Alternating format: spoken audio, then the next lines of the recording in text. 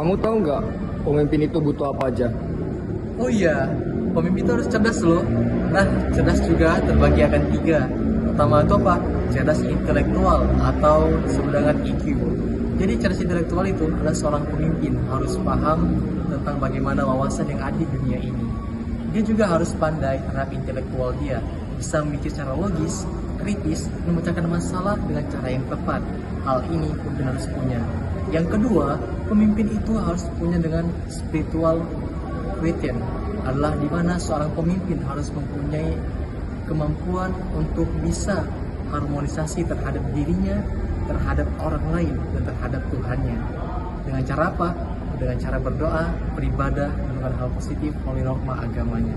Yang ketiga, pemimpin itu juga harus memiliki emotional quotient, di mana emotional quotient adalah kecerdasan emosional. Pemimpin gak boleh mengambil egonya dengan keputusan, tapi seorang pemimpin harus paham bagaimana cara menjaga emosinya, menjaga kontrol emosinya untuk memimpin para anggotanya. Berapa nih, Dek?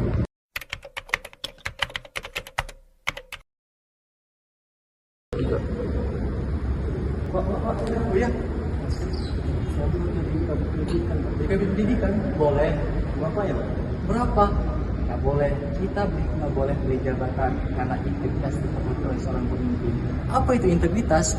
Integritas adalah sifat jujur, komitmen terhadap apa yang diucapkan dan apa yang dikerjakan. Ingat, seorang pemimpin nggak boleh integritas dijual, tapi seorang pemimpin harus paham integritas adalah mahal.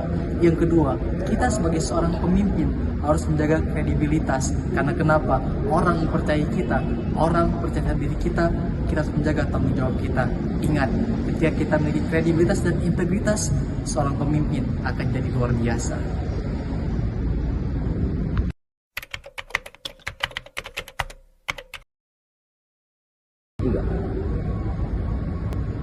Wah, 5 menit lagi nih. Telat-telat dikit gak apa-apa lah ya. Seorang pemimpin nggak boleh gitu ya. Karena kenapa? Pemimpin harus disiplin. Karena kenapa? Disiplin adalah di mana dia bisa membagikan waktunya sesuai dengan porsinya. Ingat, dengan cara disiplin, seorang pemimpin akan disegani.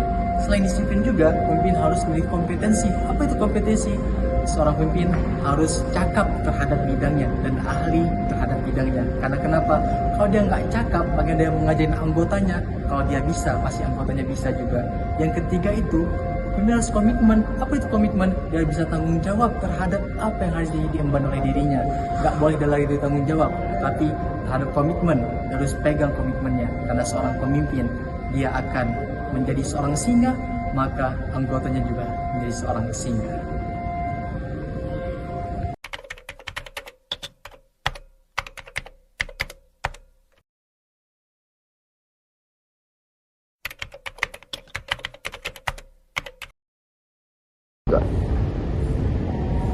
Yuk, gabung yuk sama yang lain.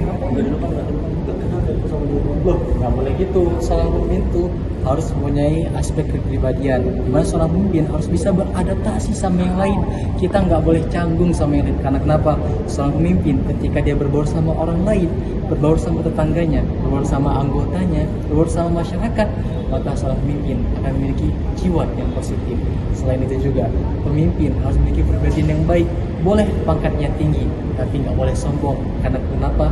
Kepribadian pemimpin akan memengaruhi anggota dan masyarakat.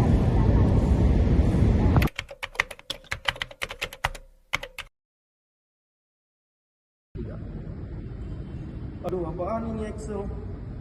Bodoh amat dah.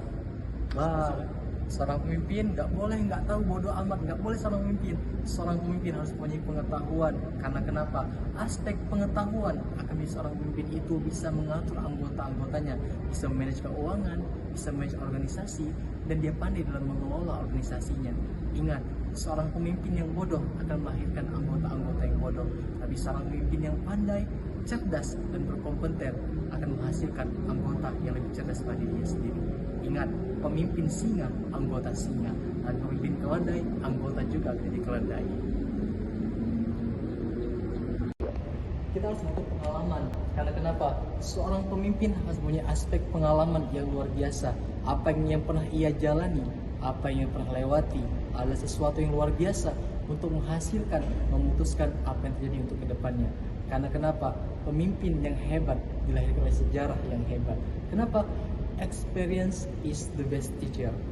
Pengalaman adalah guru yang terbaik, apalagi seorang pemimpin.